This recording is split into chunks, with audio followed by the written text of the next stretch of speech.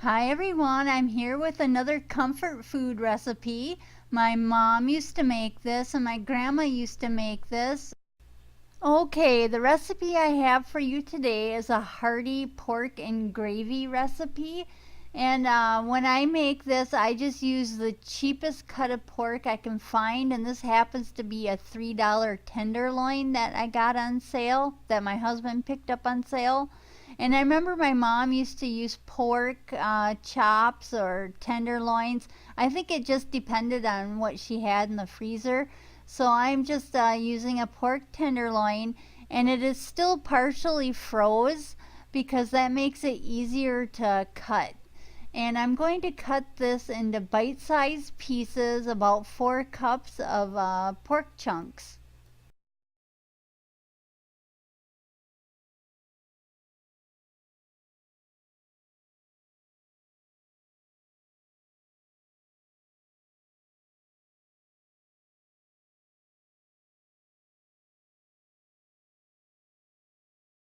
So that does end up being about 4 cups of pork chunks. I dropped a piece.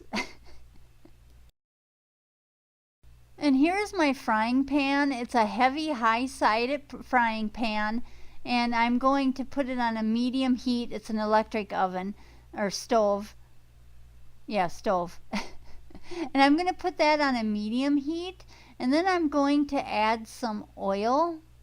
And there it is. It's just pure vegetable oil, and I'm going to add about 1/4 of a cup of oil.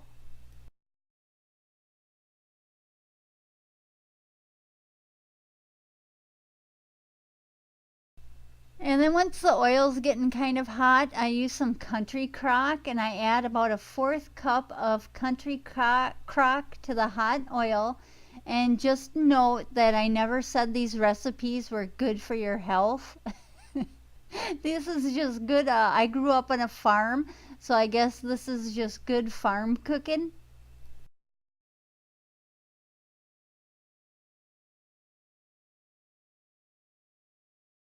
And once that oil's nice and hot, along with that country crock, I'm gonna add the meat chunks, the pork chunks, and I'm not gonna cook these all the way through because there's a special gravy that I make with it. So I'm just going to cook this pork until it's lightly browned, and every once in a while I have to drain the pork from the pan, the juices, because this, like I said, this pork was partially frozen, so it's giving off some moisture. So I periodically drain it, and then I add more oil to the pan until the pork is, I'd say, a light brown to the pork.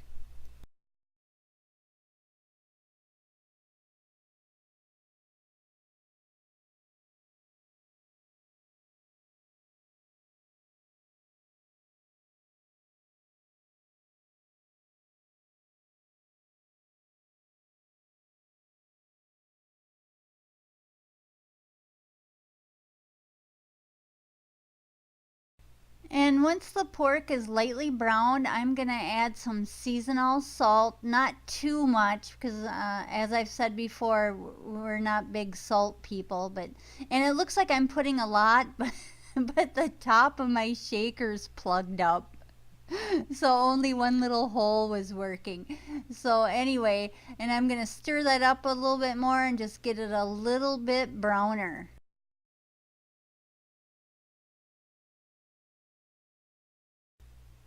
Now it's time to add the flour, and this is what makes the gravy. I've never actually really measured the flour. I've always done it by sight. So I'm going to try to explain how much flour to put on it, but I don't know how to explain it.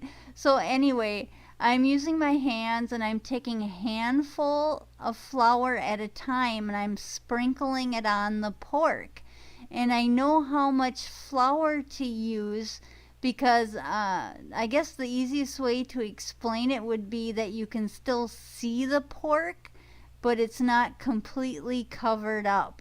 And that's how much flour I know to use. It kind of reminds me of snow. It looks like a good snowstorm. But you can still see the ground a little bit. But that's how much flour I use. And I guess in a sense this is making, what do they call it, a roux? And this is what makes the gravy. And now I'm going to stir that up. And this is where I want it to get nice and light brown. And sometimes the pan gets a little bit dry because the flour soaks up all the juices.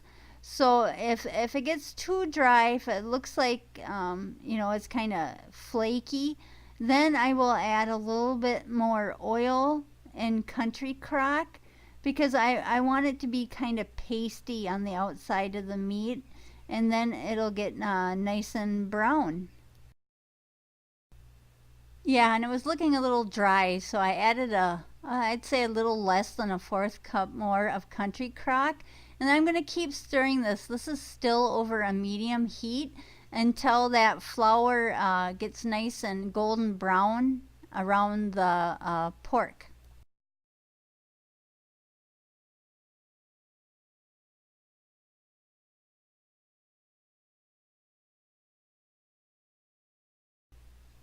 And now that that pork is all nice and golden brown, the flour on the pork, I'm going to add 2% milk. And when I make these cooking videos, I don't plan very well. I just decide I'm going to start videoing and I never plan it. And I just dump the milk on there. And there really should have been a little bit more milk because I should fill that pan up with milk until I can barely see the pork. There's a little bit too much pork showing. And so I can tell that I needed more milk, but that was all the milk that, that I had. So I'm just going to go with it. So I'm just going to stir that up, and this is where the magic happens. That milk will turn into a gravy, and it turns into a nice, milk gravy. And then you can season it to taste. I'm just going to add some pepper right now. I'm not going to add any salt because I want to taste it before I add any salt. And so I'm going to let it simmer a little bit, but I'm going to, constantly stir it to get that flour incorporated into the milk to make a nice gravy.